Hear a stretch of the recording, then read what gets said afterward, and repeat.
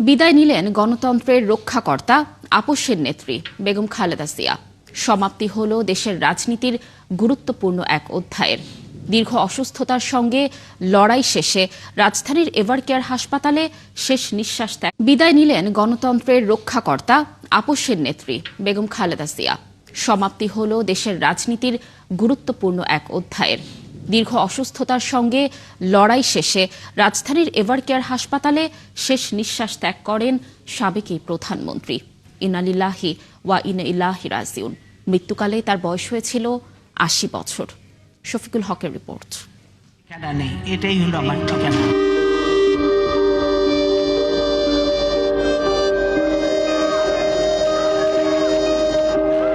এই দেশের মাটি মানুষই আমার সবকিছু, কাজে আমি দেশের বাইরে যাব না। দেশ, দেশের মানুষ আর গণতন্ত্রের জন্য জীবনের শেষ দিন পর্যন্ত লড়াই করে গেছেন বেগম খালেদা জিয়া। বরাবরই তিনি বলে গেছেন, বাংলাদেশই তার আসল ঠিকানা। সাধারণ পরিবারের মেয়ে, পরবর্তীতে দেশের রাষ্ট্রপতির স্ত্রী। আততায়ীর গুলিতে জিয়াউর রহমানের মৃত্যুর পর সাদা শাড়িতে রাজনীতির নেতৃত্বে আসেন বেগম খালেদা জিয়া। এরপর থেকে লড়াই করেছেন স্বৈরাচার আর ফ্যাসিবাদের বিরুদ্ধে।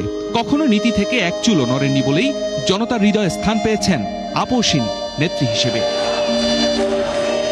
স্বৈরাচার এরশাদকে হটিয়ে ৯১ নির্বাচনে দেশের গণতান্ত্রিকভাবে নির্বাচিত প্রথম নারী প্রধানমন্ত্রী হয়ে ইতিহাস সৃষ্টি করেন বেগম খালেদা জিয়া। পরবর্তী সময়ে আরো দুবার রাষ্ট্র ক্ষমতায় আসেন, যা তাকে দেশের অন্যতম প্রভাবশালী নেতায় পরিণত করে।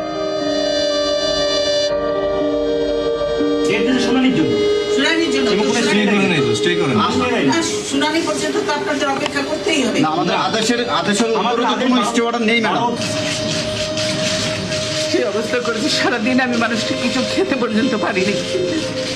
আমার বাড়ির লোকজনকে কিছু খেতে পর্যন্ত দেয়নি। খালেদা জিয়ার রাজনৈতিক জীবনের পুরো পথটাই ছিল কাটায় বিছানো। 1/11-এর প্রেক্ষাপটে পরিবার থেকে বিচ্ছিন্ন হন খালেদা জিয়া। হারান স্বামীর রেখে যাওয়া শেষ আশ্রয়স্থল ক্যান্টনমেন্টের মইনুল রোডের বাড়ি। দীর্ঘদিনের সংসারের সব মালামাল রেখে আমাকে এক কাপড়ে বাড়ি থেকে বেরিয়ে আসতে হতো। অকালে হারান আদরের ছোট ছেলে আরাফাত রহমান কোকোকেও। তার স্নেহ বঞ্চিত হন বড় ছেলে তারেক রহমান ছাড়াও পুত্রবধূ আর নাতি নাতনিরা।